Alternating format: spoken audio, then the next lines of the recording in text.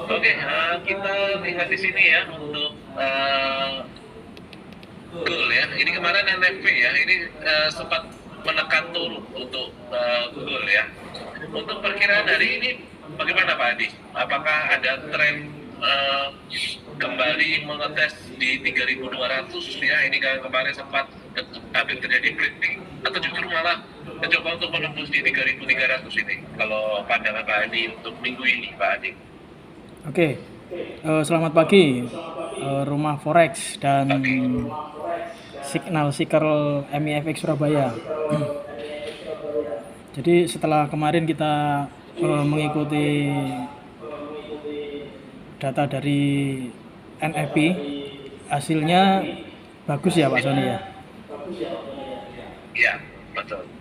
Jadi setelah non farm payroll keluar strong untuk US dollar, direspon sebentar ya kemarin itu untuk menguat dolar, tapi untuk SAU US dollar berbalik.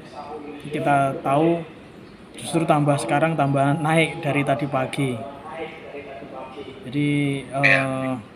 kita sedikit, mungkin saya juga agak kemarin kena SL-nya juga Pak Sony karena Yang kemarin perkaranya cepat sekali tadi gitu ya. iya, jadi kita mungkin kalau pagi hari ini tadi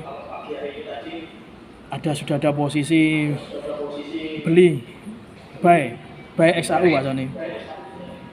Oh, oke. Ini yang belum sama seperti MIFIC ini ya. MIFIC juga menunjukkan uh, open posisi beli nih Pak. Tadi ya.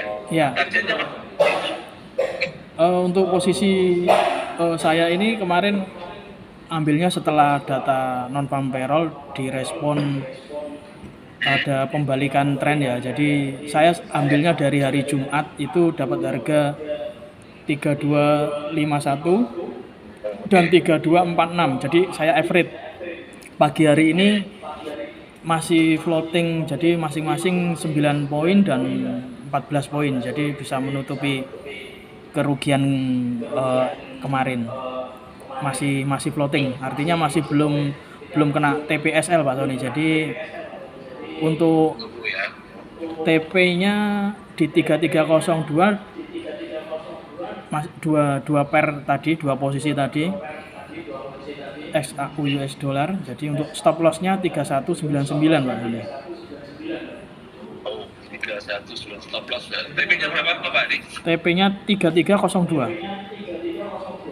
Oke, mirip ini dengan MIFIC hari ini ya Pak. Targetnya TP-nya di 3301 nih untuk hari ini ya. Wah, Oke, bisa. kita lihat dulu ini karena level resisten kunci di 89 Pak Adi. Jadi ini menjadi level kunci untuk bulanan hari ini ya. Bulan ini bila menembus di area tersebut, tentunya ada potensi untuk melanjutkan kenaikannya dengan potensi untuk mendekati harga ATH saat kemarin ini Pak Adi ini. Iya. Ini kuncinya di situ saya lihat ya. Jadi kalau misalnya menembus di 3300 ini tentunya ada peluang untuk mendekati kembali harga tertinggi sebelumnya nih Pak Adi.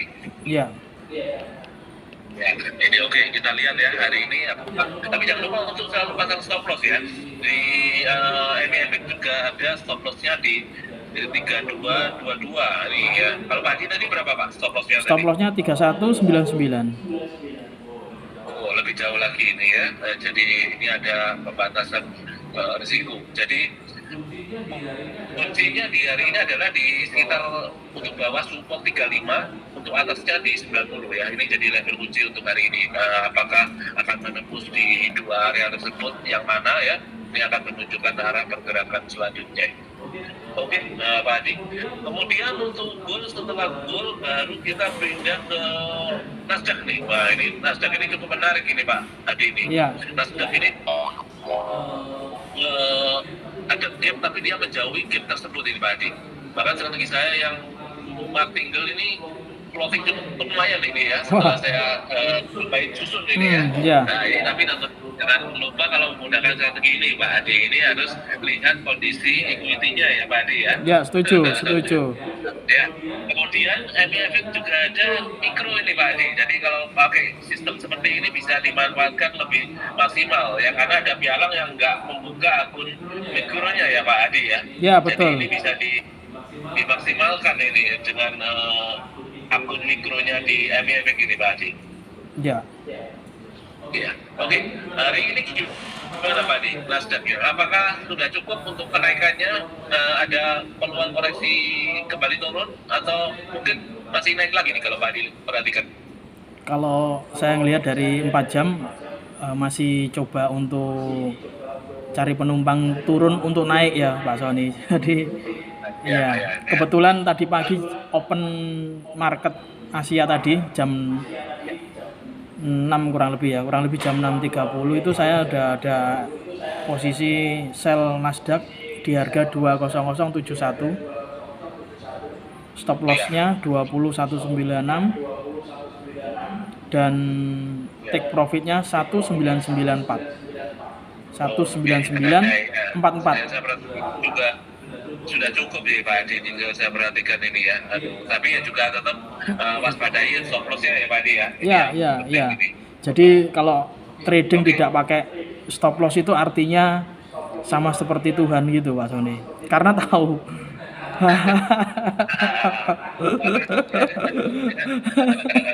Gitu. Ya, jadi harus kita manusia ini kan tidak lepas dari kesalahan ya Pak Adi ya. Ya, itu. Ya, betul.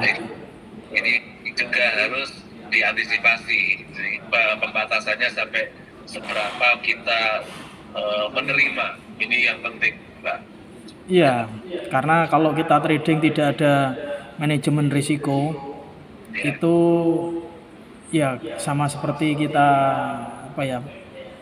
punya usaha tapi tidak mengerti esensialnya usaha. Membuka usaha itu karena ada juga risiko, mungkin yang beli sedikit lalu kadang rame kadang sepi kan seperti itu, tidak mungkin selalu sama.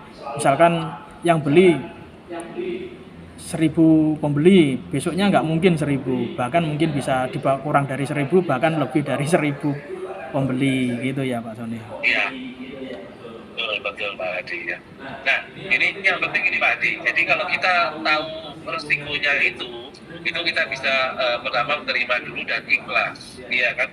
Berarti kita sudah tahu resiko yang akan kita hadapi. Kalau kita sudah tahu, biasanya ada perasaan ikhlas ini Pak Adi ya. Iya.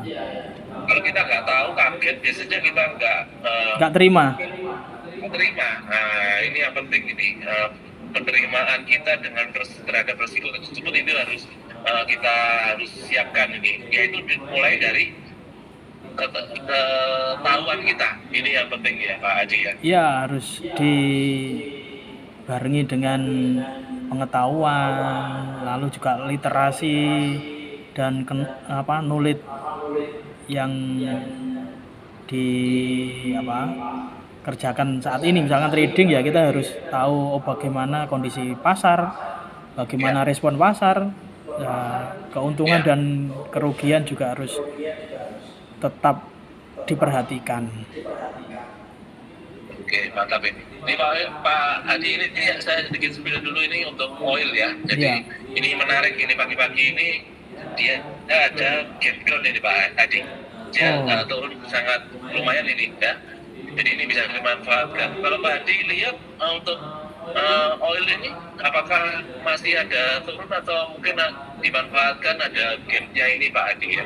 Cuman tadi karena informasinya saya dapatkan karena OPEC Plus menaikkan produksinya, ini yang membuat pembukaan pagi tadi untuk oil ini sempat terjadi gap down cukup lumayan nih untuk pagi hari ini ya, dari 58 ke 56 ini dua poin ini Pak Adi untuk oil. Tapi sebetulnya kalau meskipun hari ini terjadi gap down itu bukan berarti dia selalu tutup gapnya, kecuali dia akan melewati resisten 56.54 Pak Sony. Saya justru prepare untuk buy stop, pasang buy stop di 56 55 itu bagus itu. Nanti kalau itu resisten di break kemungkinan akan nutup gap down-nya hari ini. Ya, ini Target di 57 menarik ya. ini kalau gap Iya. ini pasti ditutup ya Pak Adi. Cuma Ya, dengan catatan pertanyaannya kapan nih? dengan catatan tadi Pak Sony. Jadi hari ini akan ditutup jika resisten 56.55 itu kelihatan atau pecah ya, karena itu akan target ke 57.00 lah kurang lebih gitu Pak Sony. Ya, ini ya, kita lihat ya. Jadi ada peluang yang cukup banyak di pagi hari ini ya, jadi bisa dimanfaatkan. Jadi di dalam trading ini nggak usah terpaku oleh satu produk ya Pak Adi ya. Ya, Jadi, momentum. mana yang berpeluang di situ. Ya. Momentum cuman ingat harus dipahami setiap produk ini memiliki karakter dan rule aturan sendiri. Ini ya kontraknya saya ngomong ya, baik kontrak, baik margin, itu kan hitungannya berbeda-beda dan per poinnya juga berbeda-beda. Ini yang perlu diperhatikan dan yang terpenting adalah sifat karakter dari produk yang kita tradingkan. Iya, oil sendiri ada rollovernya juga. Mungkin Bapak Ibu kalau ambil posisi di oil, saya ingatkan Ya. ke setiap ada ganti kontrak itu ada rollover. Jadi itu resiko yang mungkin nanti harus dipahami di awal gitu Pak Sony. Ya, betul. Ya itu yang harus diketahui di rule trading ya tentunya ya. Oke, terima kasih banyak Pak Adi untuk bincang-bincang pagi hari ini. Semoga bisa bermanfaat bagi teman-teman di channel Monex Surabaya. Dan saya ucapkan semoga sukses bagi trading untuk hari ini. Dan sampai ketemu kembali besok di acara dan waktu yang sama. Oke, terima kasih Pak Sony. Salam profit konsisten. Sukses selalu untuk kita semuanya. Amin. Ya. Oke.